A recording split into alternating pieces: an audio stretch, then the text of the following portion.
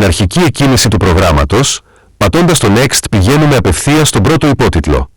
Με το Next πάμε στον επόμενο υπότιτλο. Με το Back πάμε στον προηγούμενο υπότιτλο.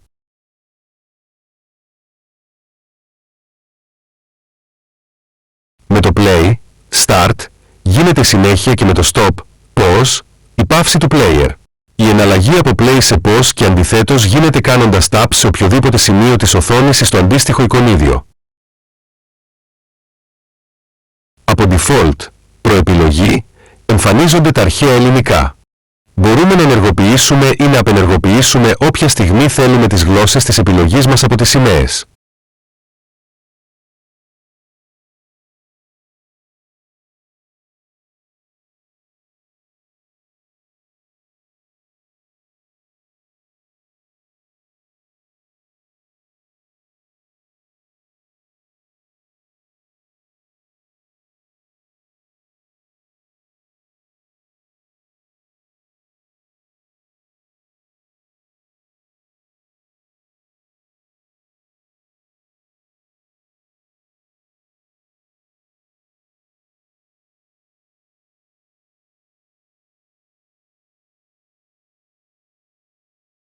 Η μεγέθυνση ή σμίκρινση των γραμμάτων γίνεται κάνοντας pinch όπως τα τηλέφωνα. Στο Android εμφανίζεται εικονίδιο με πλην και συν. Πατώντας το συν μεγεθύνονται τα γράμματα και πατώντας το πλην μικραίνουν.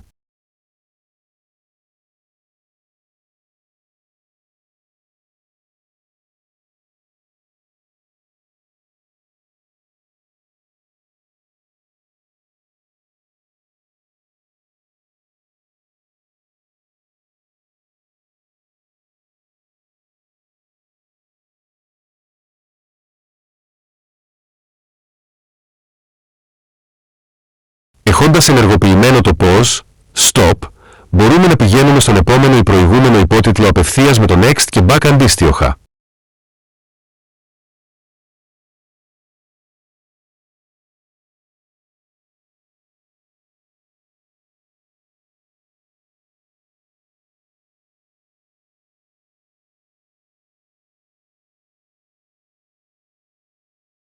Ενεργοποιώντας το πληκτρολόγιο, κάνοντας tap στο εικονίδιο με το πληκτρολόγιο, μπορούμε να γράψουμε εύκολα αρχαία ελληνικά. Η διόρθωση κάποιου λάθους γίνεται αυτόματα πατώντας το κατάλληλο εικονίδιο. Μπορείτε να γράψετε οποιοδήποτε κείμενο στα αρχαία ελληνικά, να το κάνετε αντιγραφή, copy, και στη συνέχεια επικόλληση, paste, όπου θέλετε.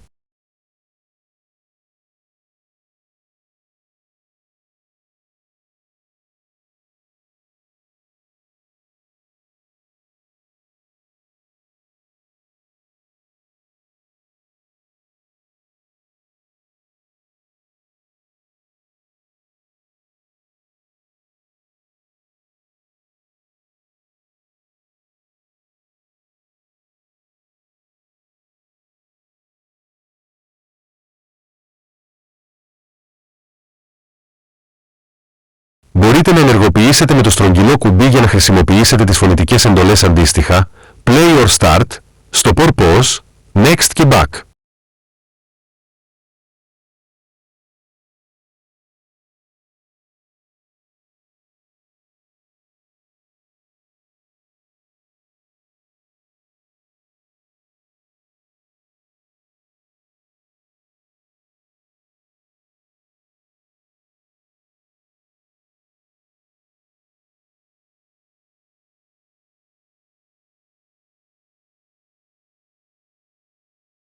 Μπορείτε να αλλάζετε τις καταστάσεις, από κανονική που είναι από προεπιλογή σε full screen κάνοντας 2 taps σε οποιοδήποτε σημείο της οθόνης ή κάνοντας tap στο αντίστοιχο εικονίδιο.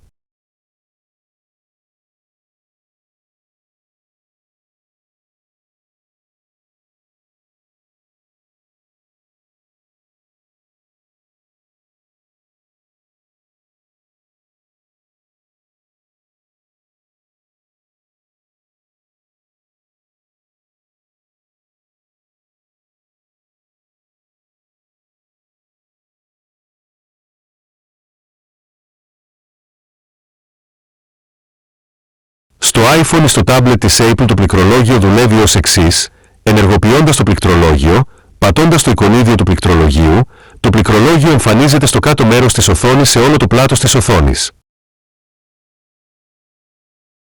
Για να απενεργοποιήσουμε το πληκτρολόγιο, πατάμε το Done και στη συνέχεια το εικονίδιο του πληκτρολογίου.